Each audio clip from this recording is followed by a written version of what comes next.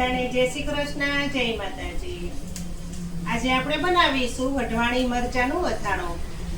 અત્યારે સરસ મજાના માર્કેટમાં વઢવાણી મરચા મળતા હોય છે, તો આપણે તે જ વઢવાણી મરચાનું આજે અથાણું બનાવવાના છીએ।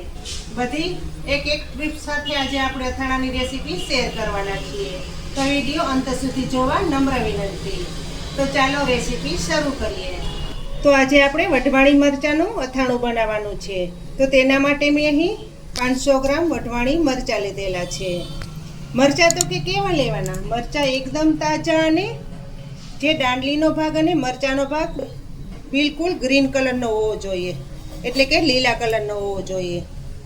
આ રીતના મરચાં લેવાના, તેનું અથાણું આખું વરસ માટે સારું રહે છે। તો આપણે મરચાંને ધોઈ તો લીધેલા છે, પણ એને લૂછવાના બાકી છે, તો પહેલાં લૂછી લેશું।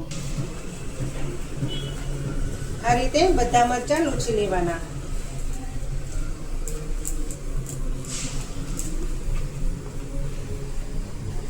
મરચાં બિલકુલ કોરા થઈ ગયા છે, તો હવે આપણે તેને કટ કરવાના છે। આપણે 2 ફાડિયામાં પણ કટ કરી શકીએ અને મરચાંની વચ્ચે એક ચેકો પણ પાડી શકીએ, ગમે તે રીતથી તમે કરી શકો। આપણે જે દાંડલીનો ભાગ છે તે આપણે કાઢવાનો નથી, તે આપણે અથાણામાં સાથે જ રાખવાનો છે। આપણે આ રીતના 2 ફાડા કરવાના છે। તમે આ રીતનો એક વચ્ચે ચીરો પાડી દો, તેમ પણ તમે કરી શકો। આ રીતનું અથાણું પણ તમે બનાવી શકો। આપણે આ રીતના ફાડા કરવાના છે। તો મિત્રો, મરચાં તો કટ કરી લીધા, પણ હવે મરચાંમાં કઈ સામગ્રી ઉમેરવાની છે તેને જોઈ લઈએ। તો મિત્રો, બધાય મરચાં આ રીતના 2 ફાડિયામાં કટ થઈ ગયા છે। તો હવે તેમાં નાખવાની સામગ્રીમાં નમક લીધેલું છે, હળદર પાવડર લીધેલો છે, અને મરચાંમાં નાખવા માટે લીંબુ લીધેલું છે એક મોટું। લીંબુથી મરચાંમાં તીખાશ થોડીક ઓછી થઈ જાય છે। હવે મરચાંમાં આપણે મીઠું નાખી દેશું, 4 ચમચી નમક લીધેલું છે। હવે તેમાં હળદર પાવડર નાખશું, આપણે 2 ચમચી હળદર પાવડર નાખશું।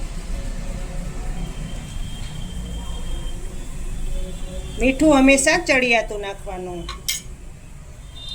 હવે બંને વસ્તુને મિક્સિંગ કરી લેશું।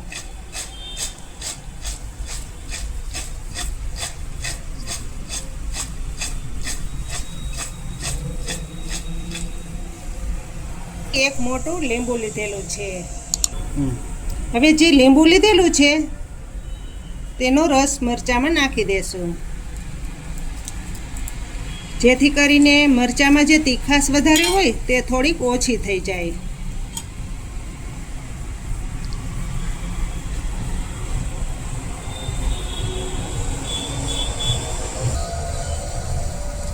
લીંબુમાંથી બી હોય તે કાઢી લેવાના।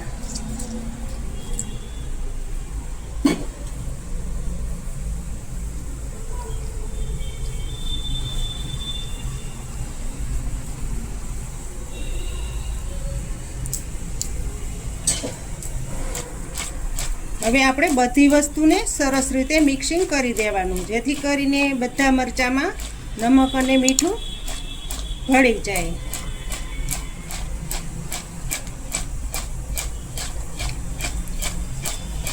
આપણે આ મરચાંને 2 કલાક સુધી પલાળવાના છે। એક ટ્રીપ્સ ધ્યાન રાખીને જોજો, જેથી કરીને તમે પણ આવું વઢવાણી મરચાંનું અથાણું બનાવી શકો। અત્યારે ઘણા લોકો એમ કહેતા હોય છે કે અમારું મરચાંનું અથાણું ચીકણું થઈ જાય છે, પણ તમે મારી આ એક ટ્રીપ્સ ધ્યાનથી જોજો, જેથી કરીને તમે પણ બનાવી શકો આ રીતનું વઢવાણી મરચાંનું અથાણું। હવે આ મરચાંને 2 કલાક સુધી પલાળવા મૂકી દેશું, આમ જ ઉપરથી ઢાંકી દેશું, જેથી કરીને મીઠાનું પાણી થઈ જાય અને તીખાશ ઓછી થઈ જાય। તો મરચાંને હવે 2 કલાક થઈ ગઈ છે, તો હવે જોઈ લેશું। જુઓ, બધું મીઠાનું પાણી થઈ ગયું છે। તો હવે આ મરચાંને આપણે એક ચારણીમાં કાઢી લેશું। મરચામાંથી બધું પાણી નીતરી જવું જોઈએ.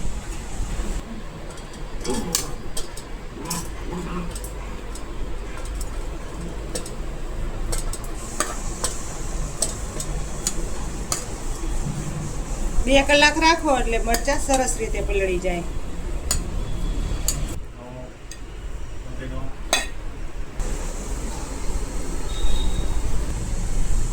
હવે આ મરચાંને આપણે પંખા નીચે જ સૂકવવાના છે 2 થી 3 કલાક માટે. તો મિત્રો, આપણે મરચાં સૂકવવા મૂકેલા હતા 2 થી 3 કલાક માટે, તે હવે સરસ મજાના સુકાઈ ગયા છે. મરચાંમાંથી બધું પાણી સુકાઈ ગયું છે. આ રીતના એકદમ કોરા થઈ જવા જોઈએ. આ રીતના મરચાં સુકાઈ જાય પછી તેને આથવાના. લીંબુ નાખેલું હતું એટલે તીખાશ પણ ઘણી ઓછી થઈ ગઈ છે. નાના બાળકોને ખાવું હોય તો પણ તે આ મરચાં ખાઈ શકે. મરચાં તો સરસ મજાના સુકાઈ ગયા છે. તો મરચાં આથવા માટેનું તેલ પણ ગરમ કરવું પડશે. તો તેના માટે મેં અહીં 1 વાટકો તેલ લીધેલું છે. તેલ તમે ગમે તે લઈ શકો છો. તેને ગરમ કરવા મૂકી દેશો. કઢાઈમાં તેલ નાખીશું. તેલ ઓછું નાખવાનું, બહુ વધારે તેલની જરૂર નથી પડતી. તેલને ગરમ થવા દેશો.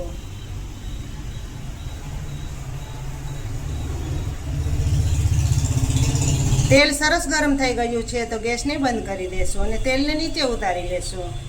તેલને થોડુંક એવું ઠંડુ થવા દેશું. પછી રાઈના કુરિયાનો વઘાર કરશું. હવે આપણે બધા મસાલાને ભેળવી લેશું. તેના માટે મેં અહીં 100 ગ્રામ રાઈના કુરિયા લીધેલા છે. 500 ગ્રામ મરચાં હતા તો તેની સામે મેં અહીં 100 ગ્રામ રાઈના કુરિયા લીધેલા છે. જે રાઈનો બોરો કહીએ તે. રાઈની દાળ પણ તમે એને કહી શકો છો. તે આપણે એક ડીશમાં નાખી દેશું. હવે તેમાં આપણે અડધી ચમચી નમક નાખશું. મસાલાના ભાગનું જ નમક નાખવાનું છે, કારણ કે આપણે મરચાં જ્યારે પલાળ્યા હતા ત્યારે એમાં પણ નાખેલું હતું. અથાણામાં થોડુંક નમક વધારે હોય તો અથાણું સારું રહે છે. અડધી ચમચી હળદર પાવડર નાખશું. અડધી ચમચી હિંગ નાખશું. હવે તેલ આપણું થોડુંક ઠંડુ થઈ ગયું છે તો તે મસાલામાં નાખી દેશું અને સરસ મજાનો વઘાર તૈયાર કરશું.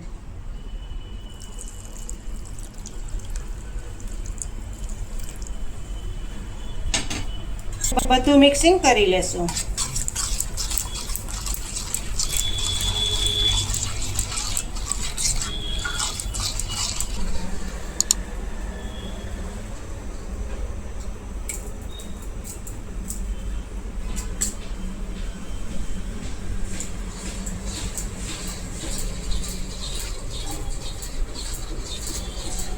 થોડીક વાર આ રીતનું હલાવશો એટલે સરસ મજાનું બધું મસાલામાં તેલ પડી જશે. આ રીતનું તમે વઢવાણી મરચાંનું રાયતું બનાવશો ને એટલે લાંબો સમય સુધી તમે ખાઈ શકશો. બિલકુલ ચીકણું આપણું અથાણું નહીં થાય. એક તો ખાસ વાત એ યાદ રાખવાની છે કે મરચાંમાંથી પાણી બધું સુકાઈ જવું જોઈએ. એ જ એક મહત્વની વાત છે. હવે આ મરચાંને આપણે મસાલામાં ભેળવી લેશું. જુઓ છો ને, પાણી બિલકુલ નથી રહ્યું.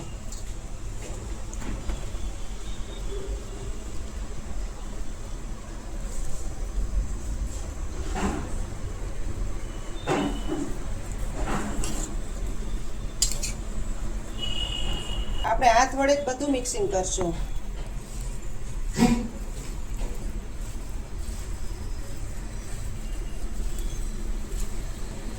અમે આ વઢવાણી મરચાંનું અથાણું ટિફિનમાં આપીએ ને બધાને ખૂબ જ ભાવે. એકવાર તો મેં કિલો એક મરચાંનું અથાણું બનાવ્યું ને, એક ભાઈનો ઓર્ડર આવ્યો, પછી એને આપી દીધું. કે બહુ સરસ અથાણું બનાવ્યું હોય કે 2 મરચાં નાખ્યા હોય ને તો એમ કે 4 નાખજો, એટલું સરસ રાયતું થાય.